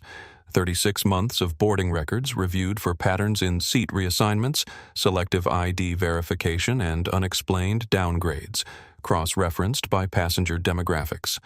Commissioned within 30 days, results made public. 2. A personal statement from James Whitfield tonight, not from public relations, from Whitfield personally acknowledging the incident and accepting operational responsibility. Plain language, not a corporate apology, something that actually sounds like accountability. 3. The junior gate agent at A7 tonight, Rita Flores. She told the truth when it cost her something. I want her name formally noted for advancement consideration. The decision is yours. The recognition is not optional. 4. Carter Flynn is removed from this aircraft before it departs. He knowingly accepted a fraudulently issued boarding pass. Under DOT civil aviation regulations, that constitutes a ticketing violation. He either moves to a different seat in this cabin or he leaves the aircraft. He does not fly in 2A tonight. Marcus looked at her. He had spent 24 years in commercial aviation. He had conducted difficult negotiations in airport conference rooms and on phone calls and in executive offices. He had never been presented with terms across the center section of a main cabin economy seat by a woman who had been sitting in a middle seat next to a lavatory for 55 minutes and was showing no evidence that it had shaken her in any direction. "Those terms are reasonable," Marcus said. "I can agree to 3 of them right now with Whitfield's authority. Term 2, the personal statement, I need 3 minutes to call him and confirm the language." He held her eyes. "Will you give me those 3 minutes?" "Make the call," Simone said. "And Marcus?" He looked up. "Tell him I said that the terms are about more than tonight. They're about the 7 people who wrote me letters." Marcus held her eyes for a moment. Then he nodded once. A real nod. A slow one. The kind that means I understand and I will carry this correctly. He took out his phone and dialed James Whitfield. Simone looked back out the oval window. She waited. James Whitfield answered on the second ring. Marcus could hear the Scottsdale night behind him, the quiet of a residential porch, the ambient sound of an evening interrupted. James, Marcus said, "I'm with Ms. Ellery."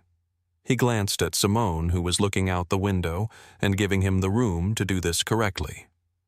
"We've spoken. She's outlined her terms. I've agreed to 3 on your authority. The 4th, the personal statement she needs to hear directly from you." A brief pause. Then, "Put her on." Marcus looked at Simone. She was already extending her hand for the phone. She took it. She held it for a moment, a private moment contained, and then said, "James." "Simone." Whitfield's voice came through, carrying something that she hadn't expected from the CEO of a major airline calling from his back porch on a Thursday evening. A register that was human before it was executive. The register of a person who has read something and been struck by it in a way that is not fully resolved yet. "I owe you an apology that should have been offered before this evening ever happened. The things that have been documented tonight, the things your team received in those 7 letters. I am ashamed that they happened inside operations I'm responsible for. Your company has 7 other passengers who are owed that apology before I am," Simone said. Her voice was even, but something in it had opened slightly, the particular opening that happens when someone receives a genuine acknowledgement and allows themselves to receive it briefly before returning to the work. "Those letters came to me because the people who wrote them believed that someone who ran your ground operations might be in a position to do something. I built what I built tonight because I needed to be able to do something." Whitfield said, "Tell me what you need from me personally." "Term 2, she said. "A public statement. Tonight. From you. I wanted to say that Atlas Sky failed a passenger tonight through discriminatory conduct by a gate agent and that you accept full operational responsibility. I want the language to be honest rather than managed, and I want the independent audit referenced in the statement so your passengers know it's coming." Whitfield said, "You'll have it within the hour.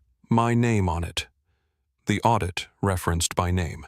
"Is there any language specifically you want included?" "The passengers who have experienced this before," Simone said.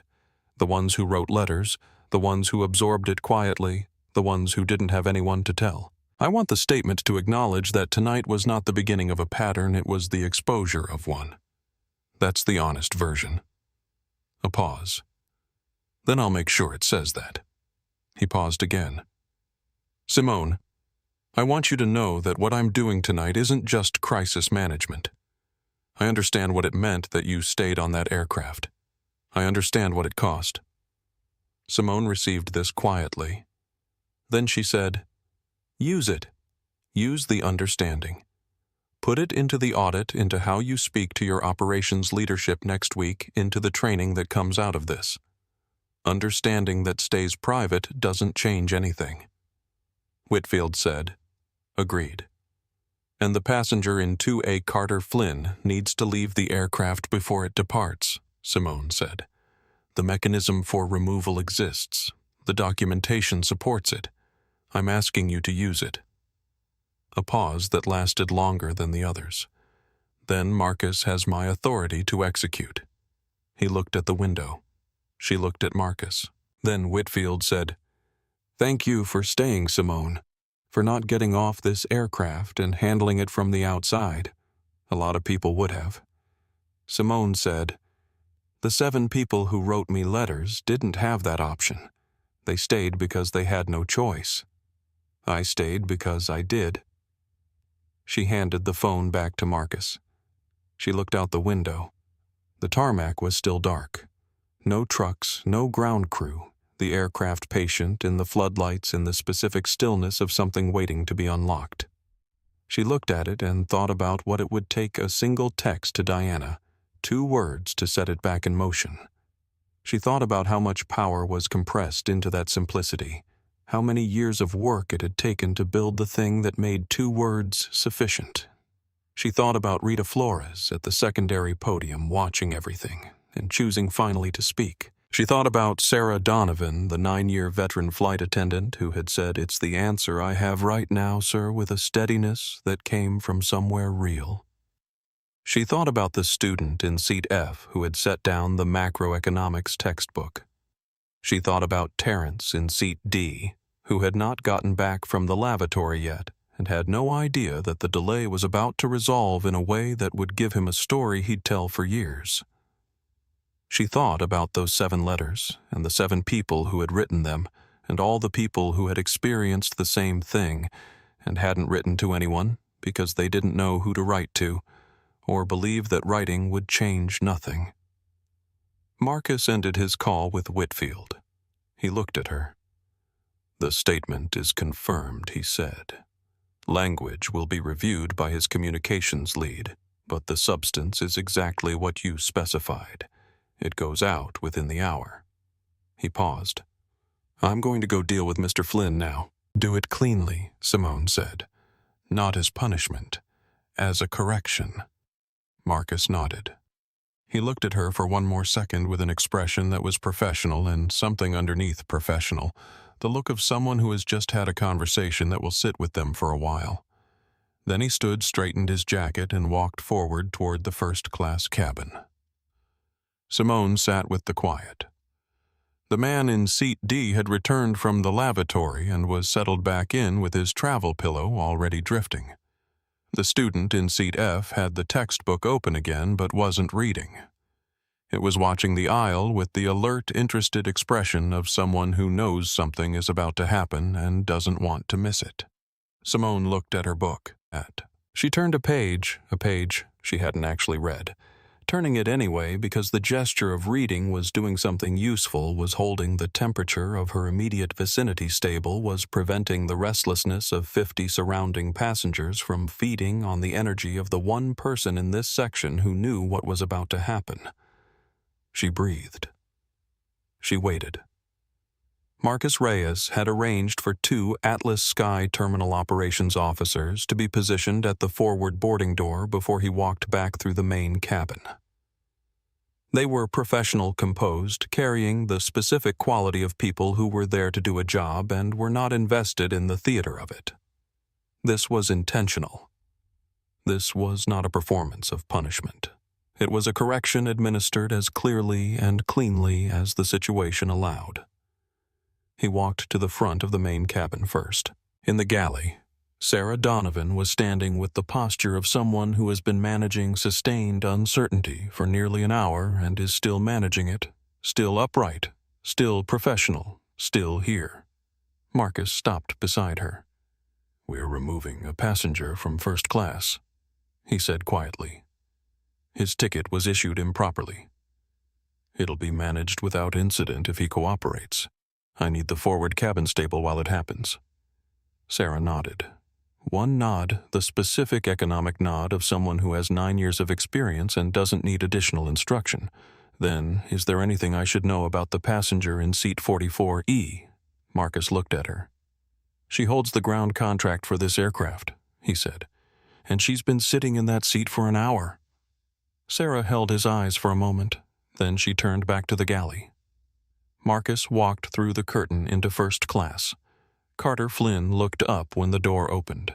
He tracked Marcus across the cabin, the suit, the movement, the two operations officers behind him, and the premonition that had been visiting him in low-grade intervals for the last 40 minutes, arrived now in full arriving with the specific quality of something already known finally being confirmed. Mr. Flynn, Marcus said. He stopped at seat 2A. His voice was professional and measured. He was not unkind. He had no interest in humiliation. The situation would produce its own consequences without any help from him. I'm Marcus Reyes, SVP, of Terminal Operations at DFW. The boarding pass issued for this seat was generated through a process that violated Atlas Sky's ticketing policies and federal aviation regulations. I need you to collect your belongings and come with me. Carter stared at him for 4 seconds. The expressions that moved through his face told a story that would have taken several minutes to say aloud. Disbelief, the beginning of refusal, the rapid calculation of whether refusal was going to accomplish anything, and then the recognition that the two operations officers were standing with the patient stillness of people who have done this before and are not moved by seniority or volume. This is because of the woman at the gate, Carter said. Please collect your belongings, sir, Marcus said. I didn't know she bumped anyone, Carter said. He looked at the champagne flute on his side table. Vanessa told me there was a seat available. She didn't say, collect your things, Marcus said with a finality that was not cruel but was complete. Carter reached up and opened the overhead bin. He pulled down his carry-on. He put on his jacket slowly, the deliberateness of a man who is buying himself the last few seconds of this version of the evening before it becomes permanent. He looked at Marcus one final time with the expression of a man in the specific process of understanding that the world has just operated differently than he believed it did. Then he stood. Then he walked. He walked through first class, past the privacy dividers, past the Billicart salmon in its silver bucket, past the seat he had laughed into at gate A7 with the ease of a man who expected rooms to arrange themselves around him. He pushed through the curtain into business class, and through business class into premium economy, and then into the main cabin. And here it was different, because here the faces were not carefully averted.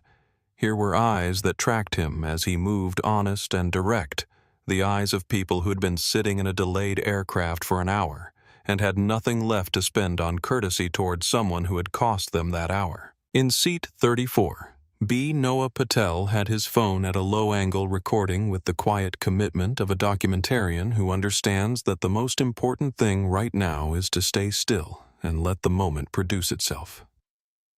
He watched the man in the expensive suit walk the length of the aircraft with the expression of someone watching a thing they know they will not see again. Carter walked past row 20, past row 30, past row 40.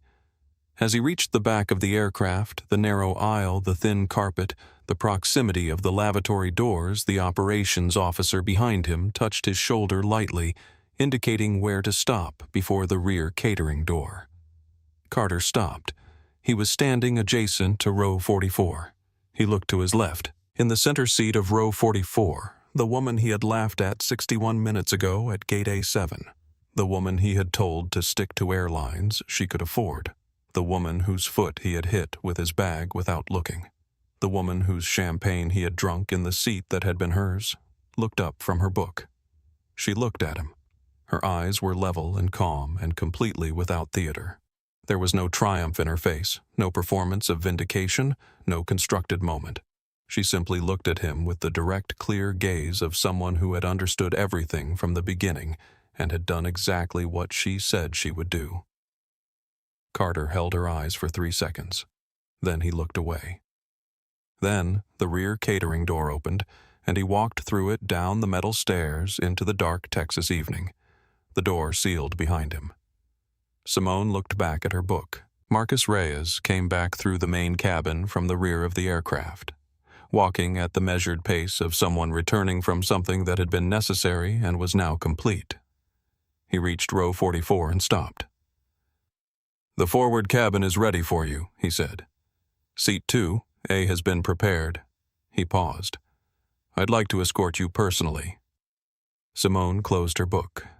She held it in her lap for a moment, the private moment of someone who has been somewhere difficult for a long time and is about to leave and takes one breath before they do. She unbuckled her seatbelt. She stood up. And then she turned not toward the front of the aircraft, not yet, but toward the main cabin.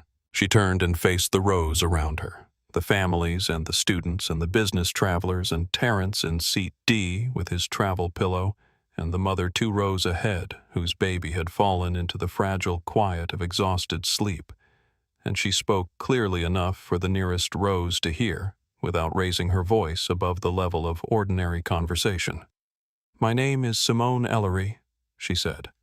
"I am the CEO of Ellery Global Freight, the company that fuels this aircraft and runs the ground operations for this airline. I was placed in this seat tonight after a gate agent removed me from my purchased first-class ticket and gave the seat to someone else. I want you to know the people responsible have been addressed. This flight will depart shortly, and Atlas Sky will be issuing a full refund, not a travel credit, a refund to every passenger in this main cabin for the delay you've experienced tonight." She paused. She looked at the faces around her. She looked at the mother who had opened her eyes. She looked at Terrence, who was fully awake now, with an expression somewhere between astonishment and deeply personal recognition. She looked at the student in seat F, who had set the macroeconomics textbook down for the second time and was looking back with the frank, open attention of someone receiving information they intend to keep. "You belong here," Simone said. "Every single one of you, regardless of where on this aircraft you're seated. You paid for your ticket, you earned your seat, and your presence here requires no additional justification to anyone."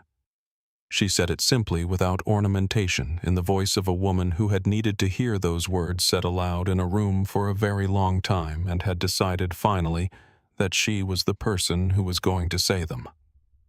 The applause began before she had completely finished speaking. It started in the rows nearest to her.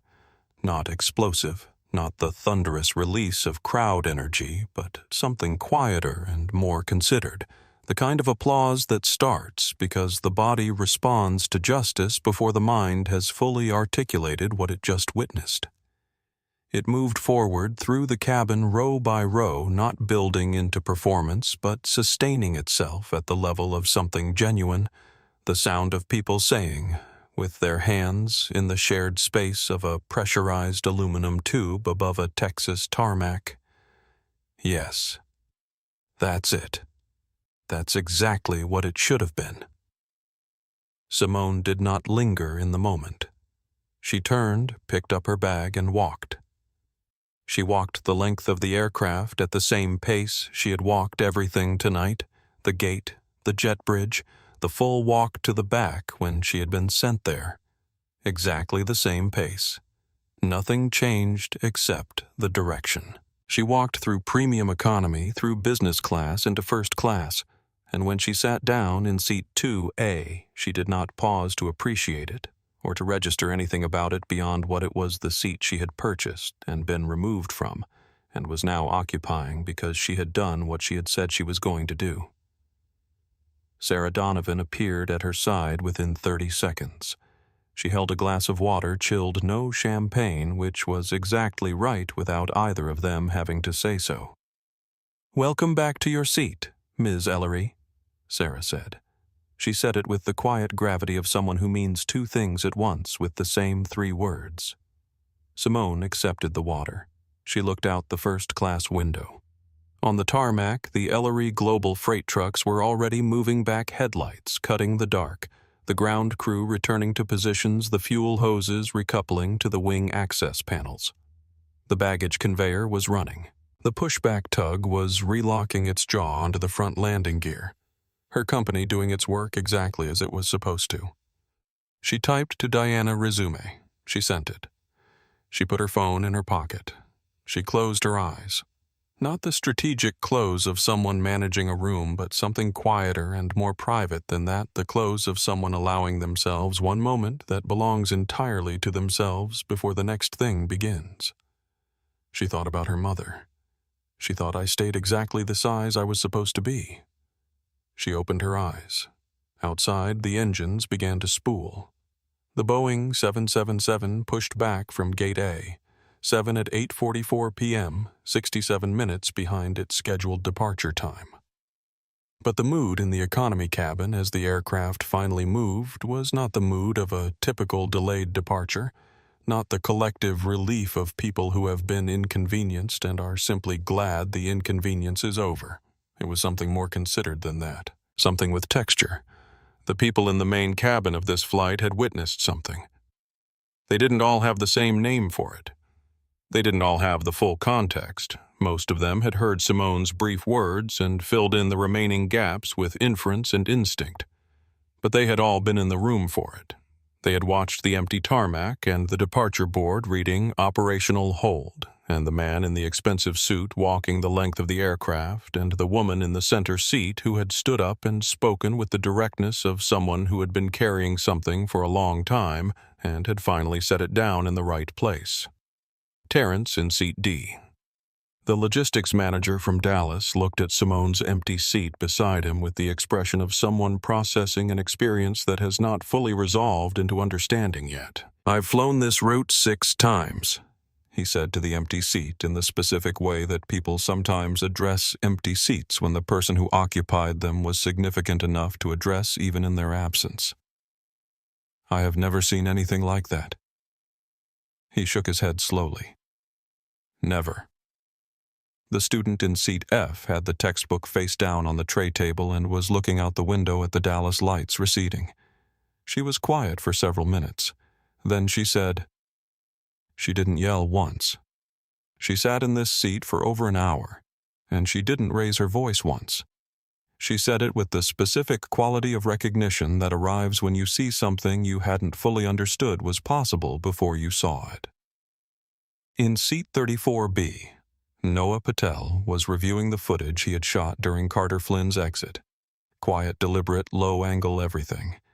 His voice, recorded in a murmur over the footage, said, "I've covered a lot of travel stories. I've covered delays and diversions and passenger incidents. I have never watched the person responsible for a delay walk off a plane in shame, while the person who caused him to be there sat in a middle seat reading a book." He paused, finding the word. That's what justice actually looks like. Not a courtroom, not a press conference. A woman deciding it's time and then doing exactly what she said she would do. He uploaded the footage before the wheels lifted from the DFW runway. By the time the aircraft reached cruising altitude, the clip had been viewed over 80,000 times. In seat 2, Simone watched Texas disappear below the cloud deck, and the darkness of the mid-continent night replace it, the specific, absolute black above the weather broken only by the occasional light of another aircraft on an adjacent route, 2 silver shapes moving through the same dark in different directions, carrying different people to different places, never touching. She thought about Gate A7. She thought about Vanessa's smile when she handed Carter his boarding pass. She thought about the warmth of it, the easy, genuine warmth that Vanessa had produced for Carter and withheld from her, and how clearly that withholding had communicated something that Vanessa had probably never once said aloud to herself in plain words. She thought about what it cost as a way of moving through the world, that specific constant audit of yourself, of whether you are producing the right signals, wearing the right things, arriving in the right way to make it past the person at the podium who has decided what belonging looks like. She thought, what a waste. What an enormous, unnecessary expenditure of everyone's energy. Vanessa's, Carter's, hers, the 412 passengers who just wanted to get where they were going. She thought about the 7 letters. She thought, I am going to answer them when I land. She reclined the seat. She pulled the blanket from the pocket. She looked at the darkness outside for a long moment, and then she closed her eyes. She slept. The consequences came quickly, and they came completely. Vanessa Hartley was terminated for cause before midnight. The terminal system logs, time-stamped unambiguous, showing every manual override in sequence, made the process straightforward in the legal sense and irreversible in the practical one. 9 years at Gate A7. Gone. She would not hold a security badge at a commercial airport again. James Whitfield's public statement went out at 11:52 p.m. Central Time under his name in plain language. It said exactly what Simone had asked it to say, that Atlas Sky had failed a passenger through discriminatory conduct, that the airline accepted full operational responsibility, that an independent 36-month audit of gate operations across all 8 hub airports had been commissioned, and results would be made public. The word he used was not mistake. It was failure. That was the word Simone had asked for, and that was the word that appeared because failure implies something that could have been prevented and wasn't, and that was the true thing. The statement ran in 17 outlets before midnight. Carter Flynn flew home to Dallas the next morning on a different carrier in economy 3 hours after the gate of a London flight he was no longer on had opened without him. The merger meeting he had been traveling to was already being rescheduled before his explanation reached his firm's London office. He was not fired. But the story how he had obtained his seat, what the obtaining of it had cost, what had happened on the aircraft as a result, moved through the network of people in finance who travel frequently quietly and specifically in the way that stories move when they carry information that people find useful to know. Rita Flores was called into Marcus Reyes's office the following week. She left with a formal commendation in her personnel file and an offer to transfer into a senior operations coordination role. She took the call to her mother from the parking lot afterward. She said only, "I did the right thing." Then she stopped talking for a long time because her mother was already crying, and sometimes that's the whole conversation. Sarah Donovan received a crew recognition citation, the first in Atlas Sky's internal program ever issued for something other than an in-flight medical response. The citation read, "For maintaining professional integrity and moral clarity under sustained institutional pressure." She kept it folded in the back pocket of her flight manual for a long time after that. The independent audit concluded 8 months later. It found documented patterns of selective gate enforcement at 5 of the 8 hub airports, correlated with the race and gender of passengers. 3 gate agents were terminated. 14 received formal written warnings and retraining requirements. Atlas Sky revised its gate operations policy documentation to include specific, enforceable anti-discrimination language with named consequences. The full audit was made public. Simone answered 7 letters in London the morning after she landed, written by hand on hotel stationery, because the weight of what those 7 people had trusted her with felt like it deserved that. Each letter said in its own way, "I heard you." Something moved. It's not finished, but it moved.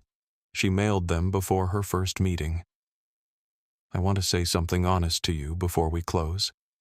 Simone didn't win because she had billions of dollars. She won because she was right, and she had spent 20 years making sure that when the right moment arrived, she had built something strong enough to stand on.